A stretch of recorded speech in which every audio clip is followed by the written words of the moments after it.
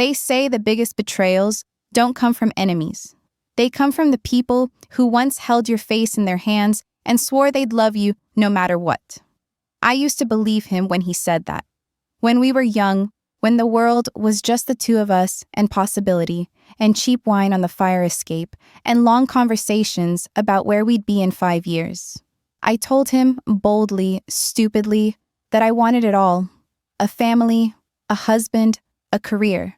I told him I was going to change things. For women like my mother, who gave up everything to raise a family and ended up forgotten. He kissed my forehead and said, "Then I'll hold your coat while you take the world by storm." I should have known then. It's easy to make promises when the stakes are low. We married the year I finished business school. He was already working at a mid-sized financial firm, and I was interviewing with consulting agencies that wanted blood and weekends. I landed a position at a firm that was ruthless but respected. The kind of place that chewed people up and only spit out legends. He smiled when I told him, said he was proud. Then quietly, he asked if I was sure I wanted to live like that. That was the first chip. At the time, I didn't see it as anything more than concern. We were newlyweds. Of course he worried, so I promised I'd make it work. I'd be home for dinner. I'd say no to certain travel gigs. I'd make time. For a while, I did. I'd wake up before dawn, make coffee, pack his lunch, then change into heels and command conference rooms. I'd rush home, make dinner, listen to him vent about his day, and pretend I didn't notice when his eyes glazed over as I talked about mine. I started shrinking my wins to protect his pride. A successful pitch became fine. A raise became modest. The night I got my first major bonus, I didn't tell him. I ordered takeout, opened wine, and celebrated alone while he was out with coworkers. I told myself it didn't matter, that what mattered was us. But slowly, I became the only one making sacrifices. He never asked me to stop, not directly. He just sulked when I worked late, made snide comments about corporate types when I traveled for conferences, laughed too hard when our son said he wanted to be like daddy because mommy was always too busy. And still, I gave, until the promotion came, Senior VP, the youngest in the firm's history. The kind of role that made all the other sacrifices make sense. The kind that would change not just my life, but my son's. His. Ours.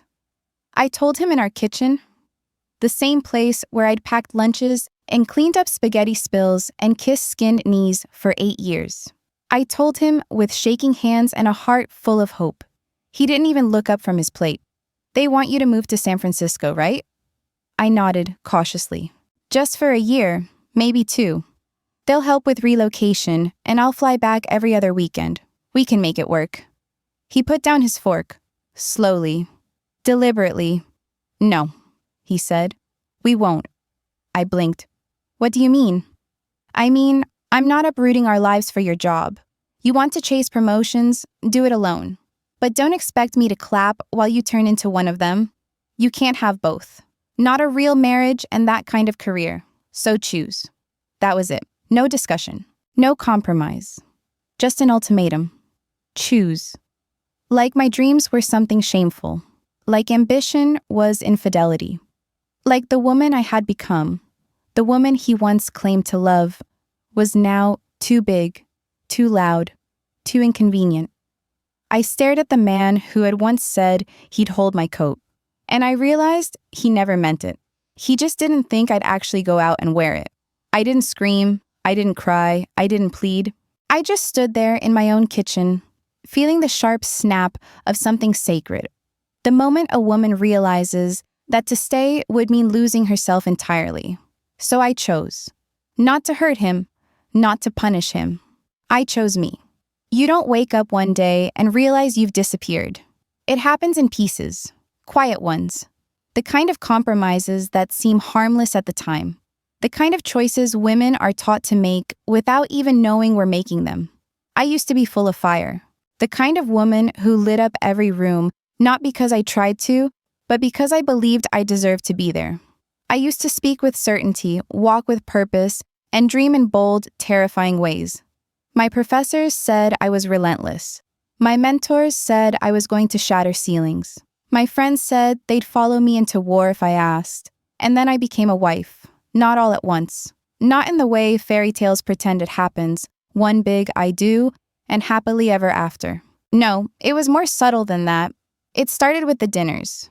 He liked us to eat together, which was sweet until it became expected.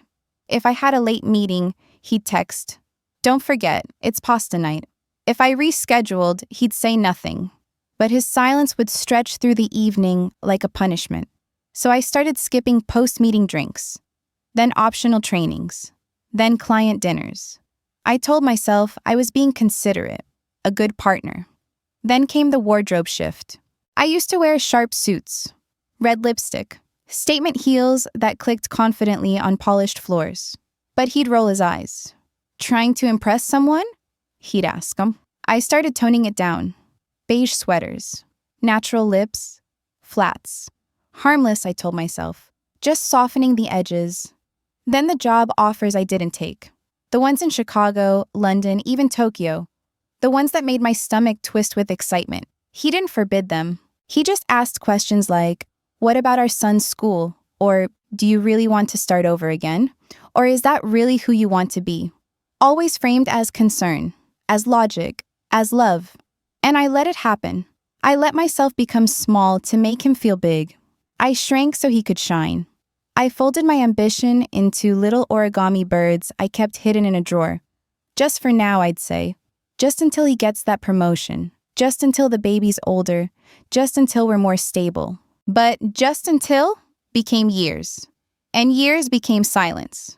I didn't even realize how muted I'd become until I sat in a meeting one day and a junior associate made a pitch so bold, so fearless, I actually teared up. She reminded me of myself, 100 versions ago, before I became someone who apologized before every suggestion, before I edited myself for comfort, before I learned to walk on eggshells in my own house. He never hit me, never called me names, but the erasure was real. It's easy to dismiss it when there are no bruises. But emotional starvation is its own kind of violence. And the thing that hurts the most? I thought I was doing the right thing. I thought I was loving him the way a good wife should. I thought sacrificing my needs made me noble. But what it really made me was invisible. I remember one night, long before the ultimatum, I asked him, "Do you think you'd still love me if I became everything I said I would be?" He looked up from his phone, blinked and said, "Why wouldn't I?" And I knew he already didn't, because that woman, the full version of me, had been gone a long time, and he'd never once asked where she went. The irony was, the more I tried to love him right, the more I lost the ability to love myself at all. And still, I stayed. Until the night he told me to choose. And that's when I realized I had been choosing him all along. Now it was my turn. The night he gave me the ultimatum, I didn't say much. But inside, something was splintering. Not loud, not dramatic, just the quiet, irrevocable sound of something ending. I lay in bed next to him, our son asleep down the hall, and stared at the ceiling for hours. His back was turned to me, like it had been for months now. I watched the ceiling fan spin in slow, hypnotic circles and tried to find the version of myself who would have fought harder for this marriage. Who would have begged? Who would have said, "Please, let me have both"? But she was gone. In her place was a woman who had nothing left to give. A woman who had bent every part of herself for the sake of harmony, only to be told, in the end, that her ambition was a threat. It wasn't about San Francisco. It wasn't even about the job. It was about how small he needed me to stay, and how I was finally too tired to oblige. The next morning, I got our son ready for school, made his breakfast, packed his lunch, kissed his forehead the way I always did. He didn't know that I had spent the night unraveling, that while I was cutting crusts off a sandwich, I was also cutting the final thread of a marriage I'd spent over a decade stitching together. He kissed me back and ran to catch the bus, his backpack bouncing behind him. And I stood in the driveway and watched him go, whispering a silent promise. "You'll understand one day, and when you do, I hope you're proud of me. When I went back inside, my husband was at the kitchen table scrolling through his phone. He didn't look up, just sipped his coffee like it was any other Tuesday. I'm going, I said. That made him look up. Where? To San Francisco? He blinked. You're kidding. I'm not. He set his mug down. You'd really throw away our family for a job? That was the line, wasn't it? The weapon they always use on women who dare to dream, family or career. As if men aren't allowed to have both every day. As if choosing yourself is abandonment. As if self-respect and motherhood are mutually exclusive. I'm not throwing anything away, I said. I'm saving myself. Wow, he said bitterly. You've really bought into all that girl boss crap, huh? There it was. The contempt he'd been masking for years. The bitterness that I'd grown beyond the quiet, convenient version of me he had loved. The kind of love that only stretches as far as you stay manageable. He stood up, pacing. So, what? You're just going to walk out? Just like that? No, I said. Not just like that. I've spent years walking out. Every time I let something go for your comfort. Every time I swallowed my words. Every time I said no to me to say yes to you. That was me walking out of myself. Piece by piece. He laughed. You're being dramatic. Maybe I was. Or maybe I'd finally earned the right to be. I packed light. Just enough for a few weeks. The rest could wait. He didn't stop me. Didn't follow me to the door. Didn't ask me to stay.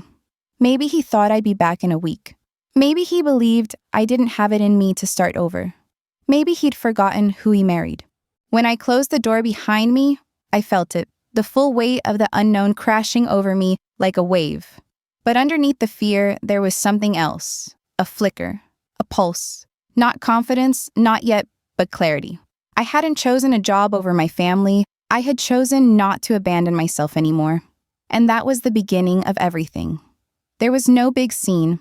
No suitcase dragging down the front steps in the rain. No shattered glass or screaming matches in the driveway. Just a hotel room. And silence. I checked into the corporate long-stay suite near the office with a bag of clothes, a laptop, and the sickening realization that I didn't even know how to be alone anymore. I'd been someone's wife, someone's mother, someone's support system for so long, I didn't remember who I was when I wasn't being leaned on. I ordered room service that night, salmon and a glass of Pinot, and ate it on the tiny balcony while the city lights blinked below. It should have felt like freedom, but it felt like grief. Grief for the life I had built. Grief for the woman I used to be. Grief for a marriage I had tried so damn hard to preserve, even when I was the only one doing the preserving. He didn't call, he didn't text. I checked my phone 100 times anyway. I would have settled for a single message. Even just, "Are you okay?" But there was nothing. And somehow, that told me everything I needed to know. The next morning, I walked into the executive office of a global firm with swollen eyes and trembling hands. The HR rep handed me a welcome packet and a key card like I hadn't just left a decade-long marriage behind me. "Welcome to San Francisco," she smiled. I nodded. "You have no idea what I gave up to be here." That first week was a blur. Meetings, introductions, strategy sessions. I shook hands with people whose names I immediately forgot. I gave a keynote presentation 2 days in. Nailed it. The applause felt surreal. Hollow. At night, I returned to the hotel and stared at the empty room like it was mocking me. I thought success would taste sweeter than this. I FaceTimed my son every night. His gap-toothed smile broke me open every time. He asked when I was coming home. I told him I didn't know yet. He said Daddy was being weird. I told him grown-ups sometimes get weird when they're hurt. Then he whispered, "I miss you, Mom."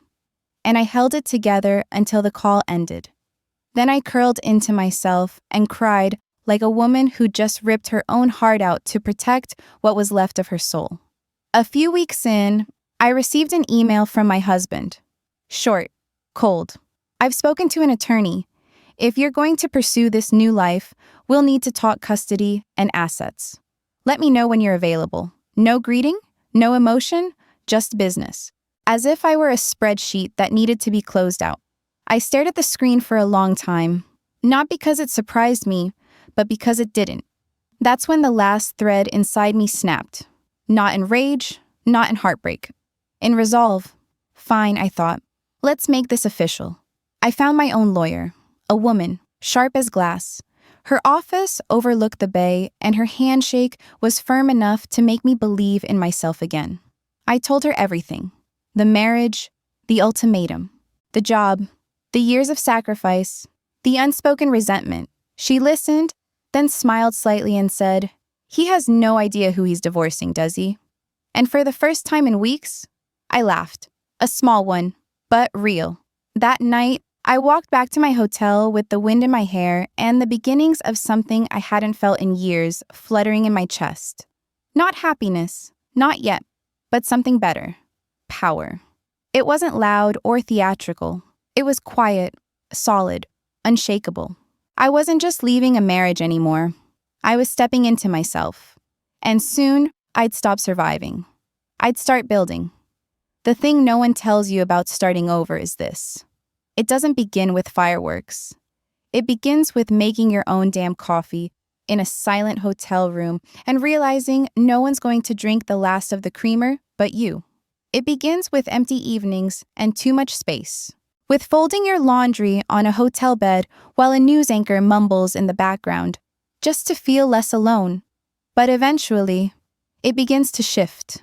Not all at once, but in small, almost imperceptible ways. 3 weeks into my new role, I stood in a glass conference room pitching to a room full of sharp suits, most of them older men who'd been playing this game for decades. I had mapped every slide myself, every angle of the strategy, every metric-backed reason why our firm should pivot. I spoke with certainty. I made eye contact. I answered questions before they were even fully formed. When I finished, there was a long pause. Then applause. Real, impressed applause. Afterward, the senior partner, an industry legend, walked up to me and said, "That was one of the cleanest, most compelling presentations I've seen in years. You're not just good, you're dangerous." And that word hit me like lightning. Dangerous. To some men, a woman with power is exactly that. But to me, it sounded like freedom. I started building new routines. I joined a gym for early morning workouts, signed up for a weekly yoga class, got back into journaling, cooked meals in the tiny kitchenette of my suite. I even started reading fiction again, something I hadn't done in years because there had never been time. I carved out weekends with my son, flying home or flying him out to me. We explored Golden Gate Park, had messy burger dinners, and watched Marvel movies in hotel beds with popcorn between the sheets. He adjusted quicker than I thought he would. Maybe because he saw me smiling more, laughing again. "Mom," he said one night, "you seem lighter." I smiled into the dark. "I think I am." Of course, not everything was perfect. The divorce proceedings dragged. He contested custody, tried to paint me as selfish, absent, unstable, but I had receipts. Years of calendars, schedules, emails, and sacrifice. And I had her, my lawyer, who dismantled every accusation with a calm precision that made me want to hug her after every meeting. "He doesn't think you'll fight," she said once, after a particularly brutal hearing. I shrugged. Then he never really knew me. The biggest surprise came 6 months in. I was in my office late one evening, going over projections, when my boss knocked and stepped in. "We're restructuring," he said, "and expanding into Europe." I nodded. "Makes sense. We need someone to lead the transition, build the team, oversee the Paris launch. The partners and I think it should be you." I blinked. "Me? You've already built half of this office. You've got the grit, the vision, and honestly," he smiled, "you've earned it." That night, I sat on the hotel balcony, same view, same breeze, but this time with a glass of champagne instead of Pinot. I thought about how close I'd come to saying no to everything, all because I was afraid of blowing up the life I thought I needed to keep. But the The world didn't end when I chose myself. It opened. Power, as I was learning, doesn't just change you. It threatens the people who used to benefit from your silence. At first, I thought the worst was behind me. The move, the marriage unraveling, the nights I spent crying into hotel pillows, all of that felt like a chapter I'd finally turned the page on. But I was wrong, because as I rose, he started falling. And instead of facing himself, he came after me. It started with whispers. I'd hear from mutual friends back home, casual texts, social media posts I wasn't tagged in. Just checking in, heard some stuff. Hope you're okay?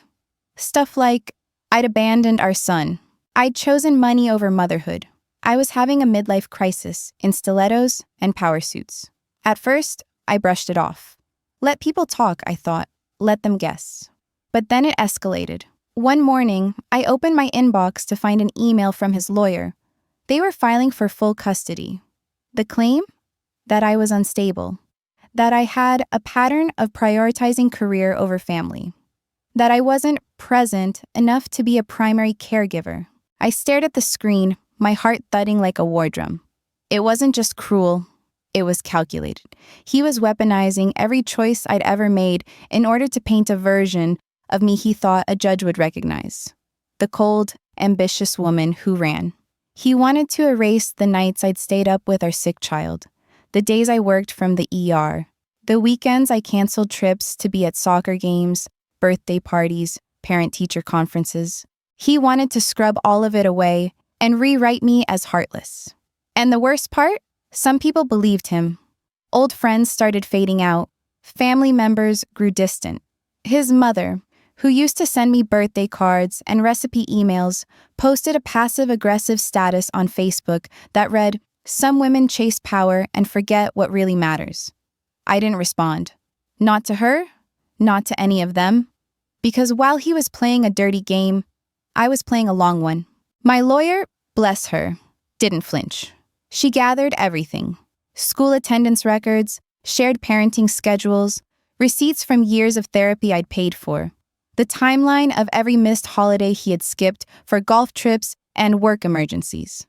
But what shifted everything, what turned the tide, was the prenup. You see, before we got married, I had been cautious. Not cold, not untrusting. Just practical. We'd both been young, but I already had stock in a small startup I'd helped consult for in grad school. I didn't think it'd go anywhere, but my mentor had insisted on the prenup. And now, that worthless stock had turned into equity in a billion-dollar enterprise. And it was protected, ironclad.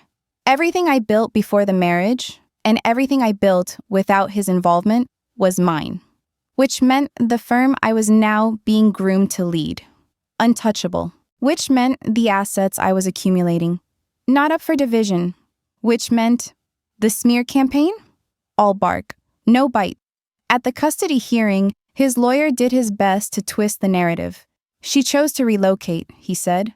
She disrupted the child's stability, he said. She has a pattern of emotionally detaching, he said. I sat there, silent, as they tried to gut my motherhood. But when it was my turn, I spoke clearly, steadily. I told the judge how many times I'd made excuses for him to our son, how I'd managed bedtime stories through FaceTime, how every travel arrangement, every therapy session, every school uniform was handled by me. Not because I had to, because I chose to, over and over. When it was done, my lawyer leaned in and whispered, "You didn't just defend yourself, you owned the room." We didn't win full custody, but we got joint, on my terms.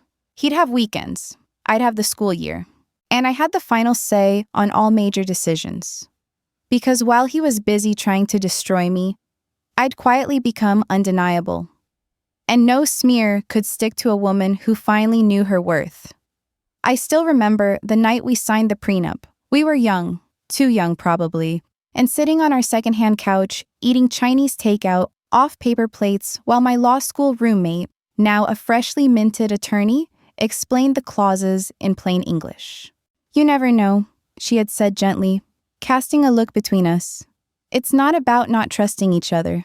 It's just smart, like car insurance. You hope you never need it." He laughed at the time. I doubt we'll ever even open this thing again. I didn't laugh. Not because I didn't love him. I did. But because I knew love didn't protect you from life. From growth, from failure, from betrayal. So I signed it. Not to keep him out, but to keep me from disappearing if things ever went wrong. Now, sitting in a sleek conference room across from his lawyer, I was grateful to that younger version of myself. The one who didn't know how things would unravel, but protected herself anyway. Because when they saw the numbers, their expressions shifted. My shares in the consulting firm. My equity in the tech startup. The rapidly growing investment portfolio. Built steadily and quietly over the years. It was all mine, legally, unarguably. His lawyer stammered, flipping through the document. "She really signed all this?" he asked my attorney, like I wasn't even in the room. I leaned forward and answered for her. "No, we signed it, together." Because I believed in protecting what I built, and now I'm protecting it again. The look on my husband's face. I won't pretend it didn't satisfy something primal in me. Not out of revenge, but out of recognition. For the first time in years, he was seeing me clearly, not as his wife, not as the woman who made dinner and schedules and sacrifices, but as the woman who built something from nothing, who planned ahead, who refused to be left with nothing if she ever dared to want more. He tried to push back, of course. I supported her for years, he said. I encouraged her career, he insisted. I helped raise our son while she was off traveling. But I had the receipts, photos from every parent-teacher meeting, flight records of my turnarounds from Hong Kong to make it to birthday parties, emails showing he'd opted out of family vacations again and again because he needed a break. He wasn't a partner. He was a weight I carried while still climbing. When the final terms came through, he stood in the hallway outside the courtroom, silent, stunned. I walked past him without a word, not because I wanted to hurt him, but because I didn't owe him softness anymore. That part of me, the one that watered herself down to protect his ego, she was gone. In her place stood a woman who now had ownership of her finances, of her career, of her time, of her voice. He thought I'd break, that I'd run back when things got hard, that I couldn't build something on my own.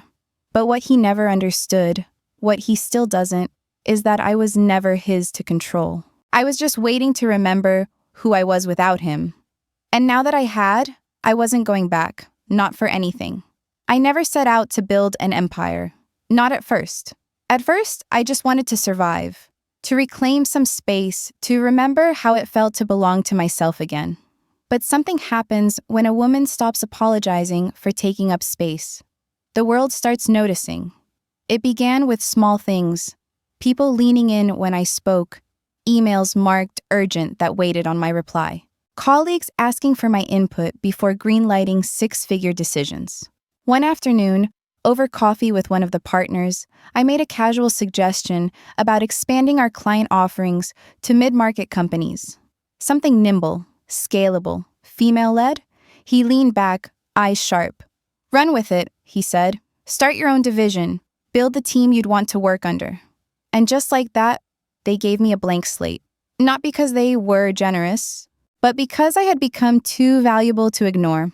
Within 3 months, I'd poached talent from 2 rival firms, hired a team of underappreciated, overqualified women who had been looked over one too many times. Mothers, immigrants, quiet killers with sharp minds and tired eyes. I gave them room, and in return, they gave me everything. We landed our first big client in 6 weeks. 5 more followed.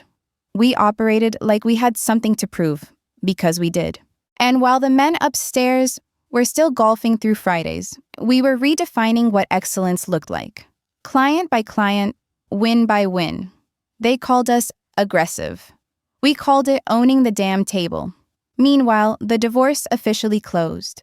Assets were split. Custody was formalized. I signed the final papers with a steady hand and a clear mind. He texted me once, the week after it was finalized.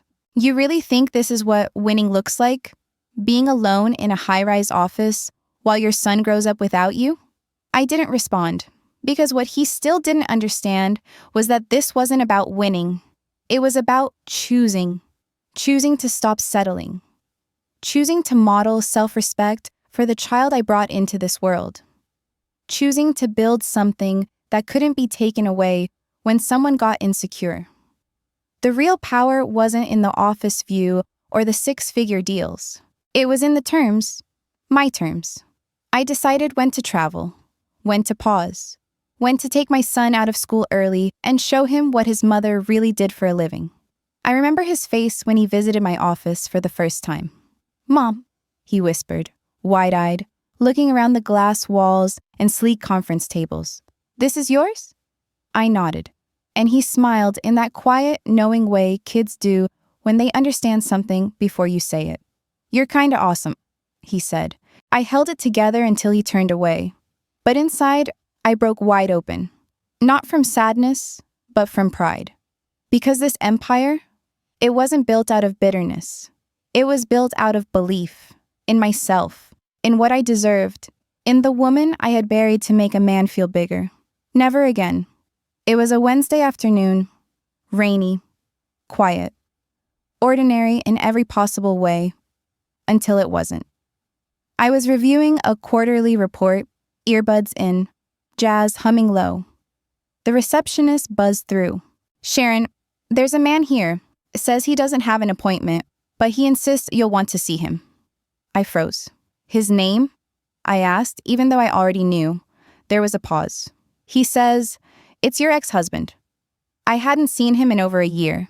We'd finalized the divorce, sorted the custody, communicated only through legal channels or brief, clipped exchanges about our son's school calendar. I thought I was done with him. Emotionally, logistically, entirely. But now he was standing in my office, hair a little grayer, shirt a little wrinkled, the easy arrogance he always wore, slightly cracked. I stepped out into the lobby. He looked up and smiled, tentative.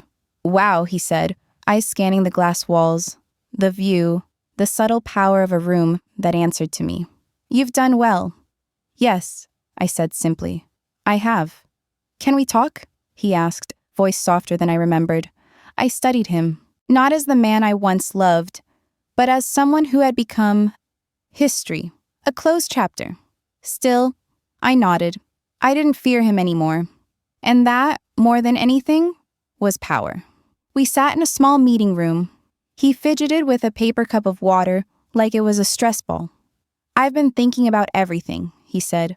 "About us, about what happened." I didn't interrupt. He went on. "I didn't see it back then. What I was doing to you. How I was clipping your wings and calling it love. I thought I was protecting our life. But really, I was protecting my ego." I sat still, expression unreadable. "I miss you," he said finally. "I miss what we had. I thought maybe, now that everything's settled, maybe we could try again. Start fresh." The silence that followed was so thick, I could hear the hum of the fluorescent lights above us. And then I spoke. "You don't miss me," I said. "You miss the version of me who didn't know better, who shrank herself to keep the peace, who thought love was earned through sacrifice." He flinched. "I'm not her anymore," I continued. "I spent years folding myself into corners to keep you comfortable. And you watched it happen. You let it happen. I didn't know. You didn't care," I corrected. His face tightened. "So that's it? You've written me off completely?" "No," I said quietly. "You wrote yourself off when you told me to choose." And I did. He didn't shout, didn't argue. He just sat there, stunned, like he never truly believed I'd grow into someone who didn't need his permission, who didn't need his validation, who had outgrown him in every way. After a long pause, he stood up. I guess I deserved that. I said nothing.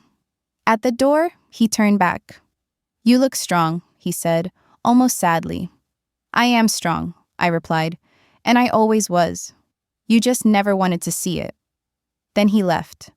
No door slammed, no parting shot, just the sound of quiet steps fading down the hallway. I walked back into my office, closed the door, and exhaled. Not because I was shaken, but because I was done. Truly, finally done. Not just with him, but with every version of myself that thought her value came from being needed. This life I had now, this firm, this freedom, this fire, it was mine. Not given, not borrowed, built. There was no parade, no finish line, no moment where the skies opened and a narrator declared, "She made it." There was just me, waking up on a Sunday morning in my own apartment, sunlight spilling through tall windows, warm coffee in my hands, soft jazz playing in the background. Peaceful, still, whole. For years, I thought wholeness was something you got from other people. A husband, a child, a job title, a beautiful home filled with beautiful things. But now I knew the truth. Wholeness comes from within. From showing up for yourself when no one else does. I looked around the space I'd made mine. A framed drawing from my son above the kitchen counter. A photo from Paris on the bookshelf, me laughing, hair windblown, eyes alive, stacks of business journals next to poetry books. A closet full of clothes no one mocked or criticized. Every inch of this life whispered, "You built this." And I had. I didn't do it to prove anything to anyone. Not to my ex-husband, not to his family, not even to the people who watched me fall and waited for me to beg for rescue.